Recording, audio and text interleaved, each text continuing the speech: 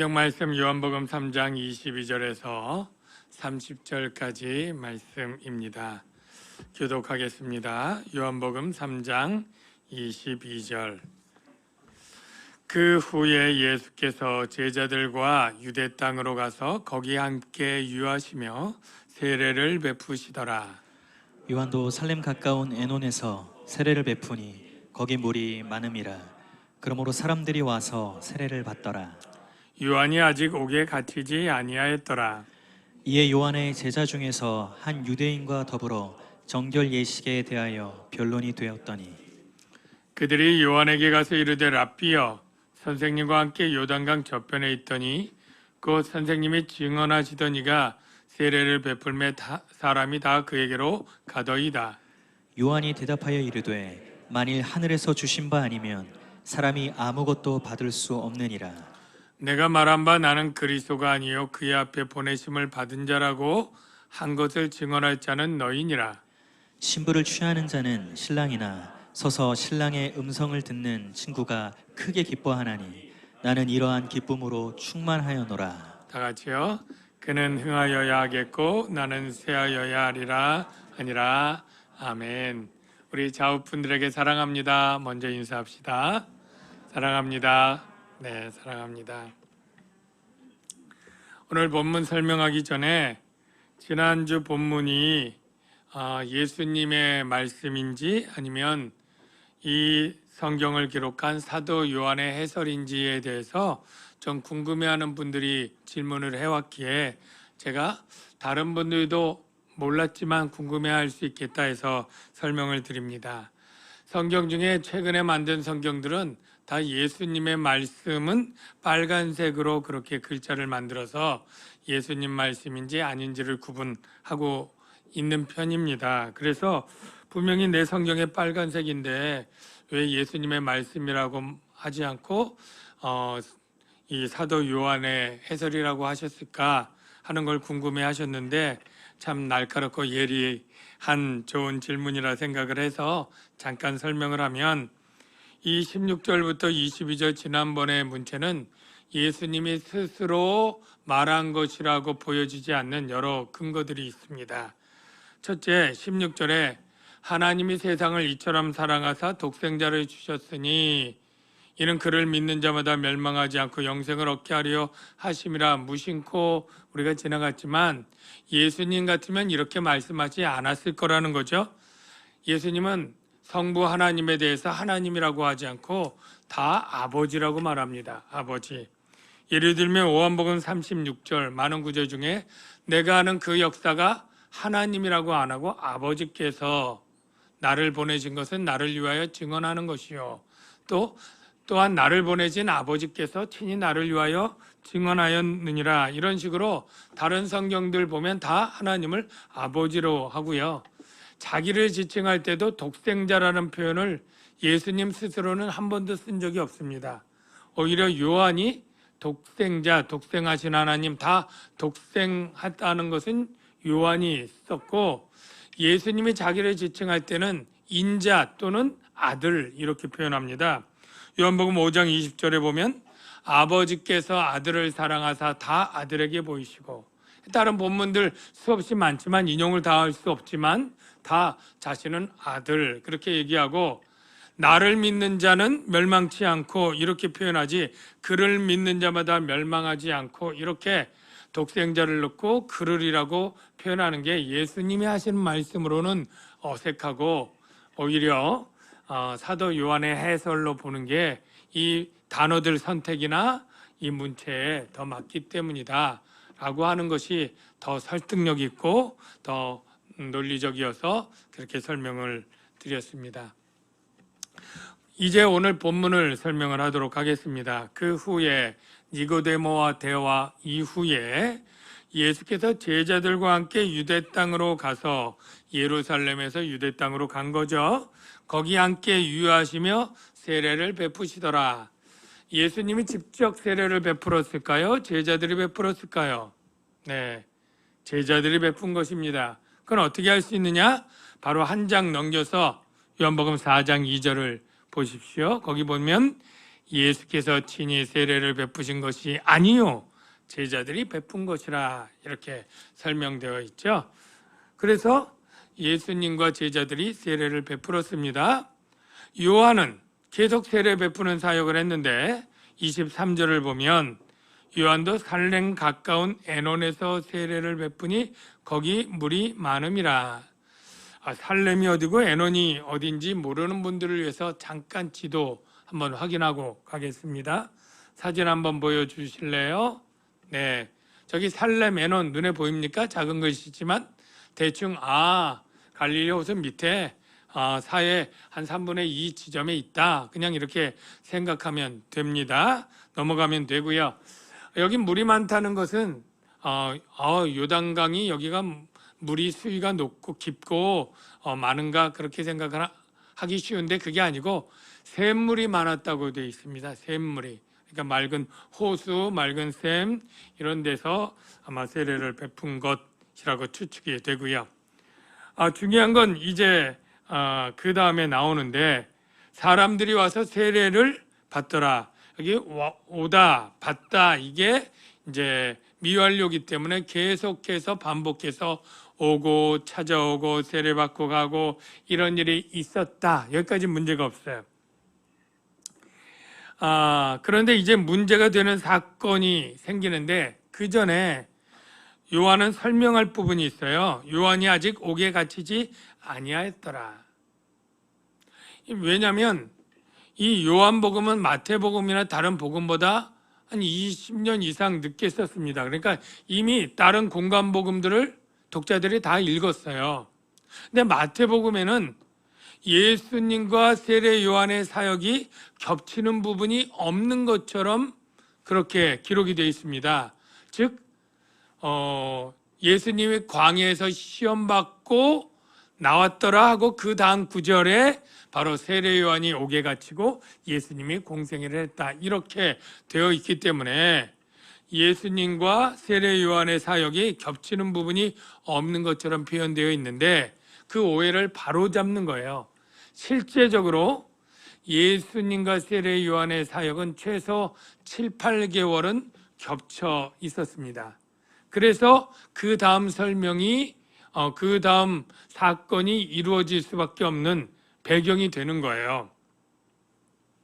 그래서 예수님도 세례 사역을 하고 세례 요한도 계속 사역을 하고 있는 이러한 상황이죠. 세례 요한이 옥에 갇힌 얘기를 조금 부연 설명 좀 할게요. 세례 요한은 예수님보다 한 6개월 먼저 태어나고 광야에서 제사장 가문에서 이제 그것의 염증을 느끼고 나와서 이제 광야에서 외치는 자의 소리처럼 사역을 했는데 참 회개하라고 독사의 자식들아 이러면서 아주 강력하게 이 타락한 지배층에 대해서 쓴소리를 그냥 아끼지 않고 했던 사람이죠. 근데 그 당시에 헤롯 안티바스 왕이 자기 동생, 남동생의 아내를 빼앗습니다. 남동생이 죽고 그 아내 헤로디아가 굉장히 좀 아름다웠던 미녀였던 모양이에요. 그래서 불륜을 감행하면서까지 이 아내와 제수씨였죠. 결혼을 합니다. 아무도 끽소리 못하고 말 못할 때 이 세례 요한만이 이거 불륜이다, 옳지 않다라고 날카롭게 비난한 거예요.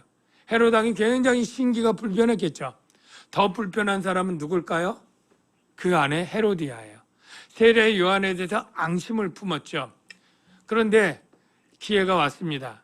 헤롯 왕이 생일 잔치에 이 헤로디아의 딸이 살로메인데 헤롯 왕 앞에서 춤을 추는데 이 춤이 어떻게 보면 그 의붓 아버지지만 아주 그냥 눈을 그냥 흐리게 하고 그냥 정신을 쏙 빼놓는 춤을 췄어요. 나중에 후대 화가들이 그린 그림입니다. 그림 사진 하나 볼까요? 살로메. 네, 가운데는 제가 까만 처리했습니다. 네, 자 넘어가고요. 이런 옷을 입고 춤을 추니까 정신이 나가가지고 그냥 너 소원이 뭐냐? 내가 다 들어주겠다. 라고 하니까 이 살로메가 쪼로로 엄마한테 가서 어떻게 할까요? 그랬더니 세례 요한의 머리를 소반에 담아서 내게 달라. 이렇게 요청을 합니다. 헤롯 왕은 그것이 굉장히 정치적으로 부담이 됐지만 이미 한번 선언하고 이미 공개했기 때문에 체면상 세례 요한을 똑같이 서반에 담아 오죠. 그것도 후대 화가들이 그림들을 그렸습니다. 그림 하나 볼까요? 예, 서반에 세례 요한의 머리를 담아 오는 그런 장면이 있죠. 네, 넘어가십시다. 세례 요한은 굉장히 예수님보다 짧은 그런 인생을 살고 죽죠. 예수님 33살이라면 세례 요한은 31살 정도의 공생의 초기에 옥에 갇혀서 참 참수당하면서 이렇게 죽습니다. 그래서 이 나중에 하는 얘기와 연결이 되는데 세례 요한은 참 하나님이 왜 이렇게 비참한 죽음으로 일찍 죽게 하셨을까? 이게 약간 궁금증이 남는데 그건 나중에 제가 설명을 드리겠습니다. 어쨌든 이렇게 겹치게 되니까 문제가 생긴 거예요. 뭐냐면 25절을 보십시오. 요한의 제자 중에서 한 유대인과 더불어 정결례식에 대하여 변론이 되었더니, 변론이 일어난 거예요. 여러분, 변론이라는 것은 쌍방 간의 주장이 서로 반대될 때 계속 진행이 되지, 이쪽이 주장했는데 동의합니다. 변론이 안 되죠. 변론이 일어난 거예요. 어떤 변론일까요? 어떤 변론이 추측되세요? 네, 우리가 설렁탕집을 잘하고 있는데 손님이 많은데 옆에 설렁탕집이 탁 들어와서 손님들이 많아지게 되고 우리 단골이 그쪽으로 가게 되면 생기는 그런 문제랑 똑같아요. 그런 간판을 붙죠. 원조 설렁탕. 그럼 저쪽에는 KBS 맛집에 나온 집, 뭐 이런 식으로 서로 해가지고 어디 맛집 동네 가면 원조가 대부분이고 또 어디 방송에 나왔다는 현수막들이 가득 차서 서로 자기네가 낫다, 우월하다, 뭐 이런 것들을 주장하는 모습이 있는데 그런 셈입니다. 그래서 쉽게 말하면 예수님의 세례가 더 정결에 효과 있고 더 능력 있고 가치 있다, 우월하다, 이런 주장이 있으니까 세례 요한의 제자들이 무슨 말이냐, 우리 세례 요한의 세례가 원조다, 예수님도 세례 요한에게 세례받지 않았느냐, 예수님의 증언을 받아서 이제 후발주자로 사역하는 사람이 배은망덕하게 자기네가 더 낫다고 말할 수 있느냐, 그럼 변론이 붙은 거예요. 그런데 그 결과는 어떻게 돼요? 변론에도 불구하고 세례 요한의 제자들이 참패하죠. 왜? 제자들이 실제적으로 보면 다 세례 요한의 제자들이 예수님의 제자로 일부 가기도 하고, 그리고 세례 받으러 오던 사람이 세례 요한에게서 예수님에게로 많이 이동을 해서 가는 거예요. 그러니까 이 제자들, 세례 요한의 제자들이 느낀 감정은 처음에 뭘까요? 시기와 질투죠. 시기와 질투. 왜 예수란 자가 나타나가지고 우리 따르고 우리의 인기를 잡아먹고 세례를 주면서 확장하는 거야? 차라리 없으면 좋았을 텐데 하는 시기와 질투. 두 번째는 초조와 불안이죠. 초조와 불안. 우리의 세가 급속히 약화되는 것, 우리가 사람들에게 정말로 영향력이 작아지는 것, 이런 것이 불안하고 초조한 거죠. 그래서 세례 요한에게 따지러 갑니다. 26절, 그들이 요한에게 선생에게 찾아가서 말합니다. 랍비여. 랍비는 굉장히 존칭이에요. 존칭으로 딱 얘기를 하고 예수님은 조금 무시하는 투로 얘기를 합니다. 예수님을 예수님이라고 부르지 않고 어떻게 설명을 하냐면 선생님과 함께 요단강 저편에 있더니, 이 표현은 예수가 요단강 때 선생님한테 세례받았던 그 사람이 또 선생님이 증언하시더니, 선생님의 증언이 없었으면 제대로 사역을 시작도 못할 만한 그 사람, 이 예수님에 대해서 좀 안 좋은 마음을 가지고 조금 낮춰서 표현을 하면서 그가 세례를 베푸니까 사람들이 다 그에게로 가더이다. 다라는 말은 과장된 표현이죠. 사람들이 과장된 표현을 어떤 때 쓰냐면 상황을 최악으로 만들어서 훨씬 더 불만을 고조시킬 때 그렇게 얘기를 하는 거죠. 사람들이 다 갑니다. 일부는 세례 요한에게도 가는데 이렇게 최악의 상황인데 세례 요한 선생님 당신은 지금 아무 대처도 없이 태평 세월을 보내고 있으니 지금 정신이 있는 겁니까? 라고 사실 따져 묻는 거예요. 왜 이렇게 만사 태평으로 평안하게 대처도 없이 이렇게 우리 새는 약해지고 있는데 가만히 있는 겁니까? 라고 따져 묻는 거죠. 그랬더니 요한이 뭐라고 대답을 합니까? 만일 하늘에서 주신 바가 아니면 사람이 아무것도 받을 수 없느니라. 여기 하늘은 하나님으로 고쳐서 하나님이 주신 바 없으면 사람이 아무것도 받을 수 없다. 이 말을 더 쉽게 말하면 하나님이 주신 것만 사람은 받을 뿐이다. 이런 거죠. 그러니까 세례 요한은 내가 그리스도로 보냄받지 않고 나는 그에 앞서서 예비하러 온 자의 사명만 받았는데 내가 그리스도보다 뛰어나거나 그리스도의 그러한 능가하는 그러한 사역을 할 수 없는 게 당연한데 왜 너희가 그것을 모르느냐? 나는 그리스도가 사역이 잘 되는 것을 오히려 기뻐하고 내가 기쁨이 충만하다 이런 얘기를 이제 하려고 해요. 좀 이따 다시 하는데 요쯤에서 한 가지 생각해 볼 문제가 있습니다. 전에 어떤 한국의 표현을 그렇지만 메이저급으로 아주 큰 대형 교회가 열심히 전도와 선교의 비전을 가지고 이 한국의 주요 도시에 그 교회들을 지교회처럼 파송하고 교육자를 보내고 그 교회에 아주 앞서고 세련된 교육 시스템과 교육 프로그램과 교육자들을 다 보내서 교회를 세우는 계획들을 해 나갔어요.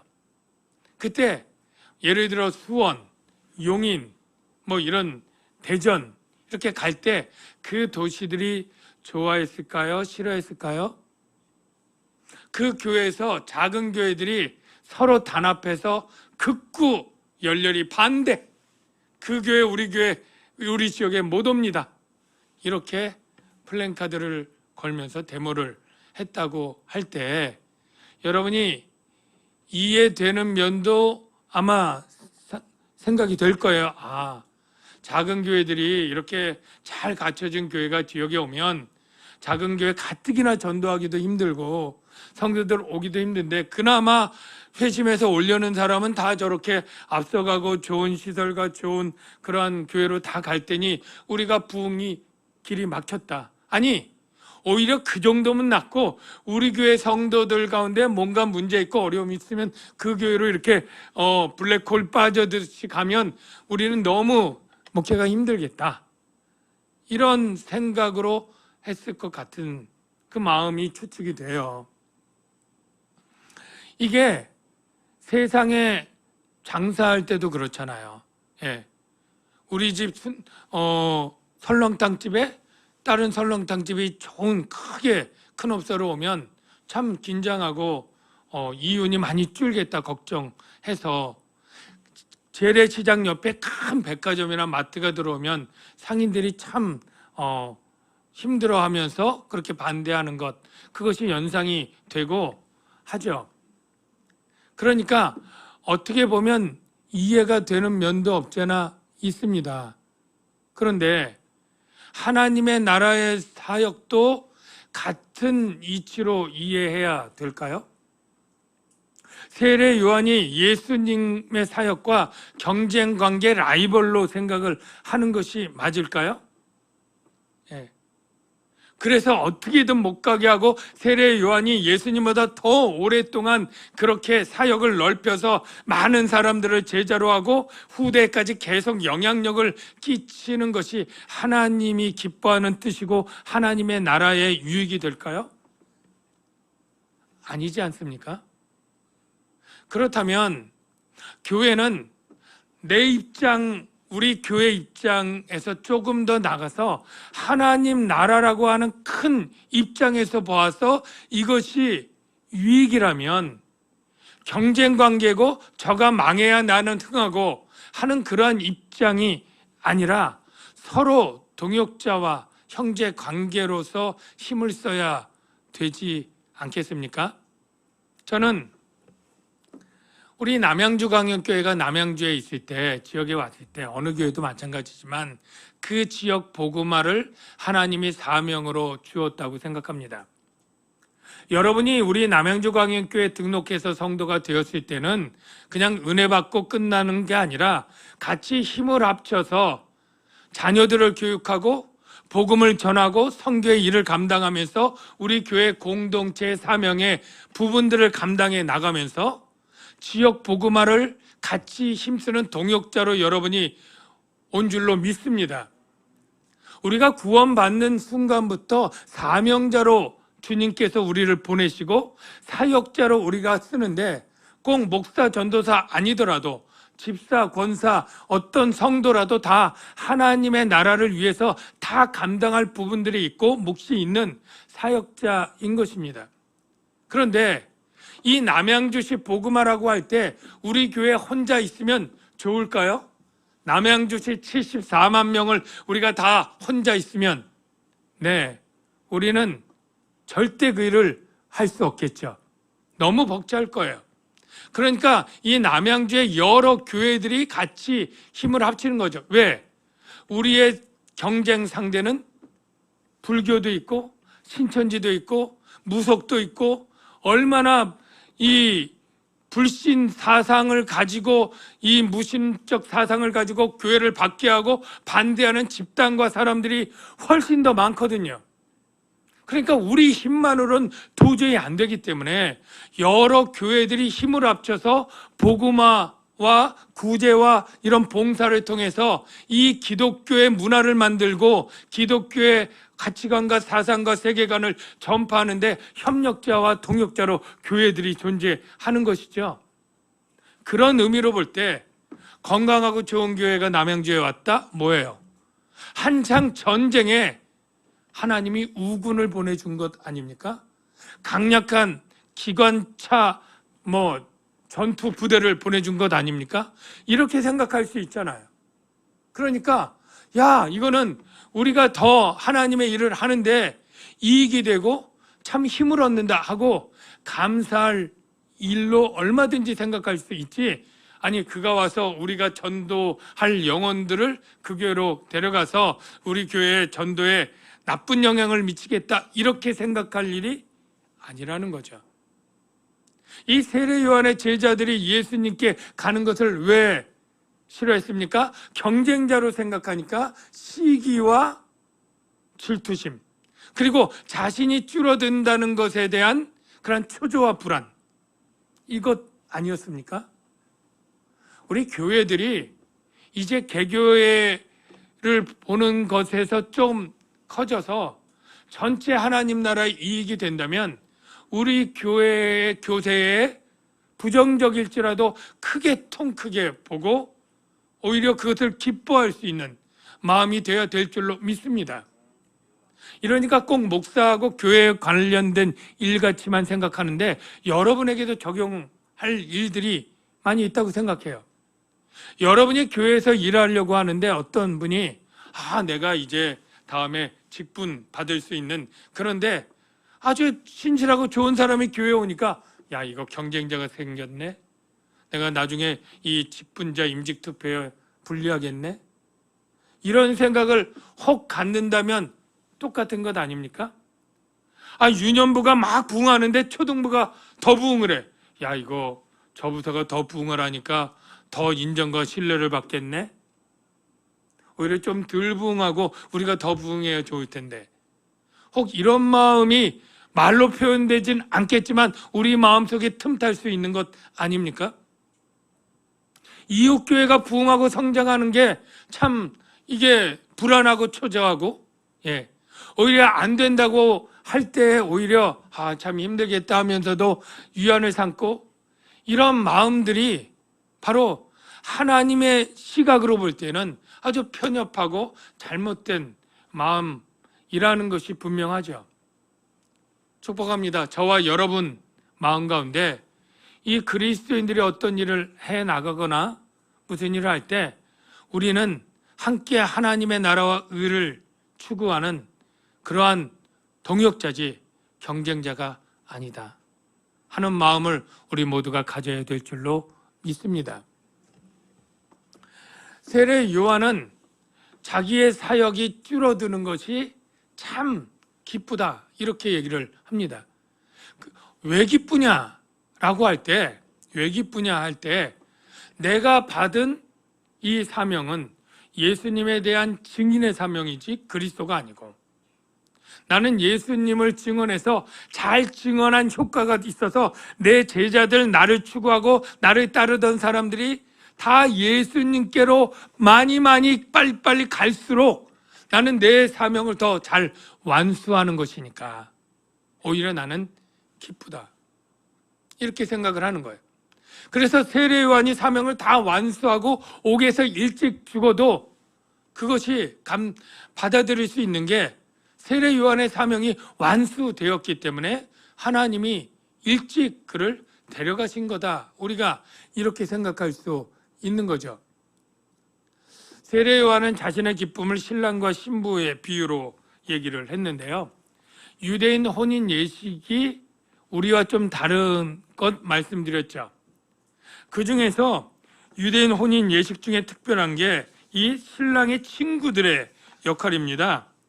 이 신랑의 친구들이 있는데, 이 쇼시빈이라고 하는 히브리어인데 이거는 그냥 요즘의 들러리와는 좀 달라요.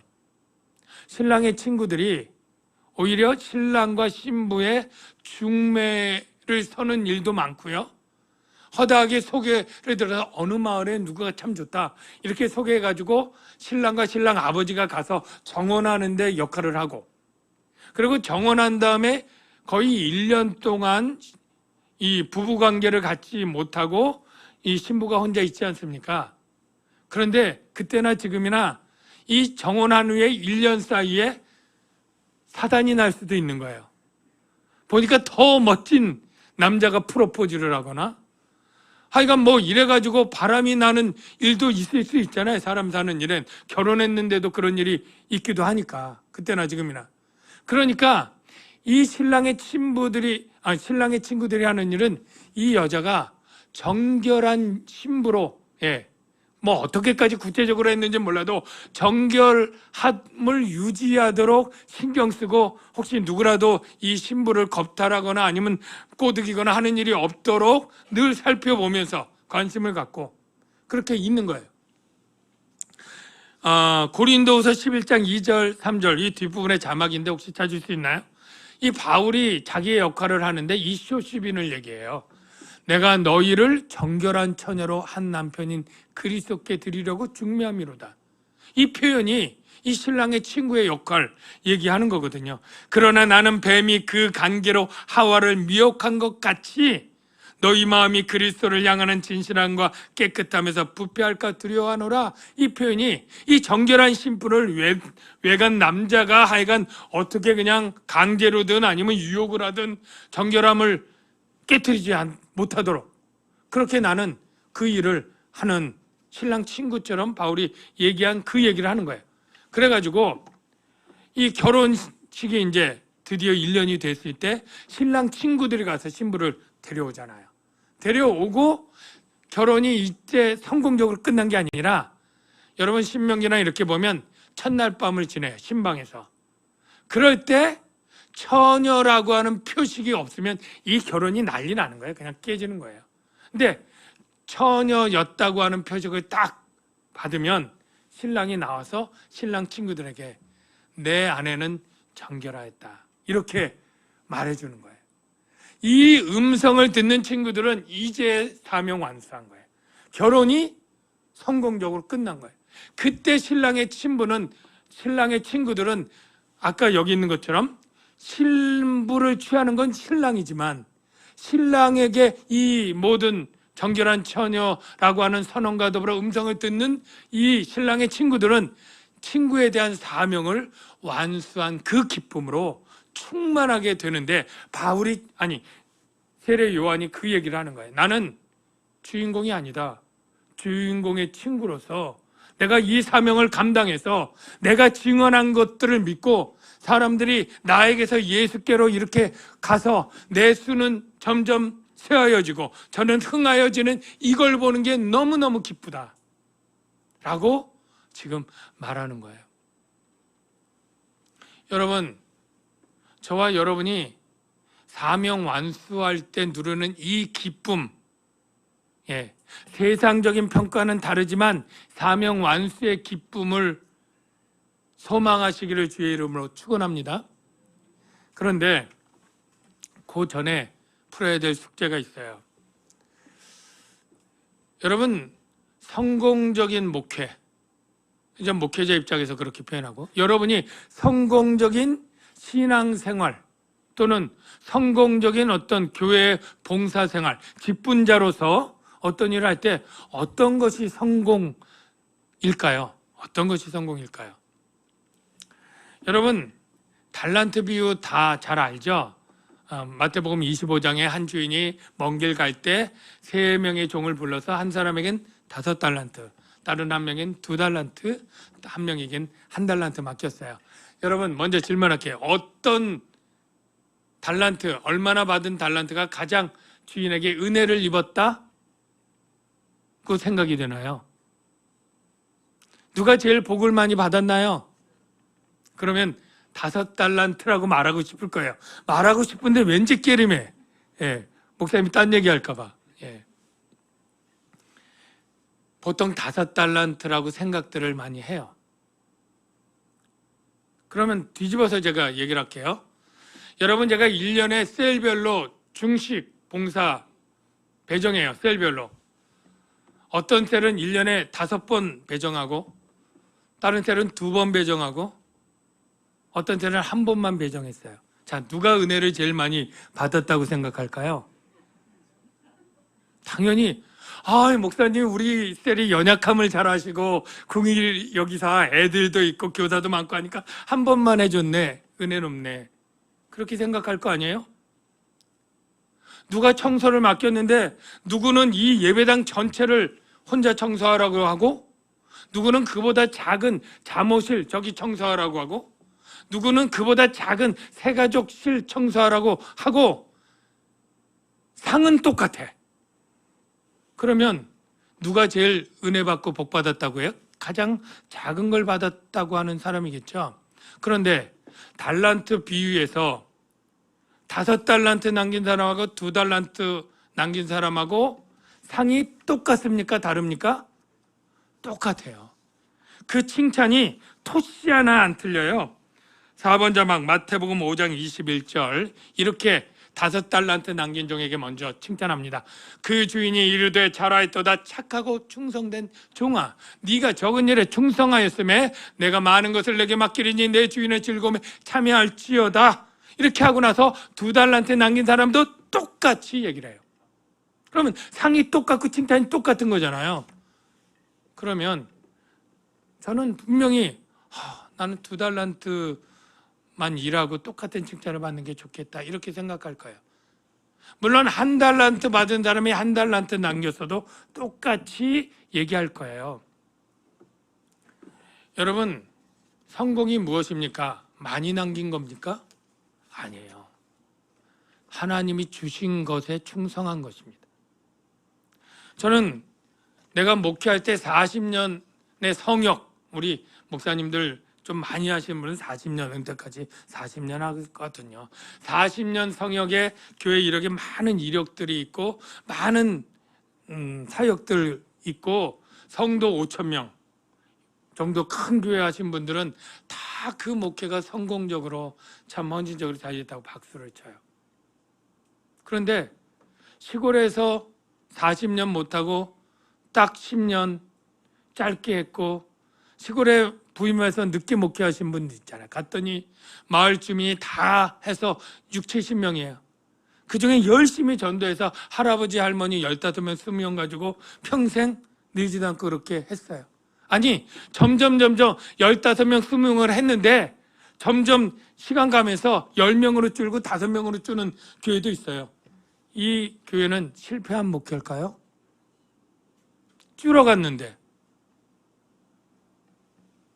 여러분, 우리가 세상적인 기준으로 우리가 그 결과를 비교해서 판단하면 안 됩니다. 이 세례 요한이 중요한 얘기를 했는데, 하나님이 주신 것이면 주신 것만 받는다.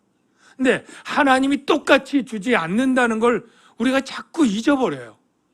그래서 왜 저는 나보다 더 많이 열매를 맺습니까?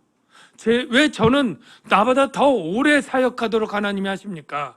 세례 요한은 32에 끝나잖아요. 예. 왜 누구는 많은 은사를 받아서 많은 성도들, 어떤 교회는 그냥 탁 신도시에 졌더니 그냥 성도들이 물밑 와가지고 몇 년 만에 수백 명, 수천 명 되는 그렇게 은혜와 복을 받았는데 왜 나는 몇십 년에도 20명도 넘지 않고 이렇게 힘들게 목회를 합니까? 라고 불만할 수가 없어요. 왜? 저가 많이 받은 게 많은 복을 받은 게 아니라 많은 짐을 받은 것이고, 그에 맞게 하나님이 주셨고 그에 맞게 하나님이 판단하실 거예요. 나도 나에 맞게 주셨고 나에 맞게 충성됨에 하나님 판단하실 거예요.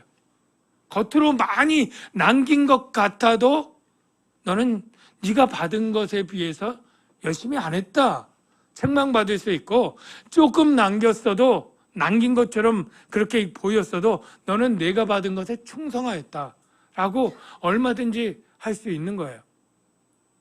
그릇의 모양이 다르듯이 애당초 우리는 하나님이 주신 그릇의 사이즈가 다릅니다.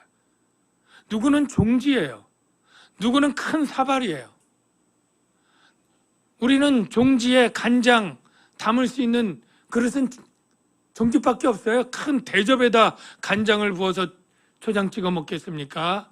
아니면 큰 그 파전을 종지에다 담겠습니까? 애당초 나는 나의 쓸 역할이 있고 그리고 임무가 있고 할 때 우리의 기쁨은 무엇이냐? 세례 요한 보십시오. 사역 기간 짧아요. 점차 목회가 줄어드는, 그래서 나중에 다 떠나가는 그런 목회예요. 그러나 그게 내 사명이고 그게 나에게 주신, 하나님이 주신 것이다. 이거를 깨달을 때 나는 기쁨이 충만하다. 이렇게 고백을 하는 거예요. 사랑하는 성도 여러분, 여러분에게 주신 하나님의 것들이 그릇이 다 제 모양이듯 다르고 재질이 다르듯 다릅니다. 여러분은 다른 사람과 절대 비교해서는 안 됩니다. 비교하면 반드시 좀 낫다 싶으면 교만하고 우월감을 갖고, 좀 못하다 싶으면 낙심하고 슬퍼하고 하나님 원망하는 마음 가져요. 우린 저마다 하나님이 존귀한 존재로 지었고 각자 필요한 그러한 은혜들을, 저는 1달란트 준 사람도 준 것도 은혜예요. 그는 아마 시간이 없고 바쁘고 육아와 병, 체력적으로 약하니까 너는 1달란트만 충성해도 내가 똑같이 상을 줄 거야 하는 더 은혜를 베푼 사람이라고 얼마든지 뒤집어 생각할 수 있다면, 내게 주어진 시간, 여건, 건강, 은사, 이것 남과 비교할 게 아니라 하나님 앞에서 내가 충성되면 하나님이 칭찬할 것이다.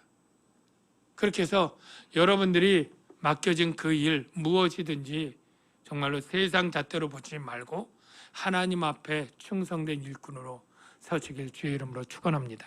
기도합니다. 하나님 아버지, 감사합니다. 세례 요한의 사역을 통해서 참 우리가 정말로 하나님의 일꾼으로서 경쟁자로 서지 않고 동역자로 서고, 또 나에게 주신 하나님의 주신 것 안에서 우리가 비교하지 않고 충성할 수 있는 그리스도인들 되게 하여 주옵소서. 예수님의 이름으로 기도옵나이다. 아멘. 이 시간에 십자가를 참으신 어린 양 예수, 우리의 모델이신 예수님, 우리 생각하며 찬양하겠습니다.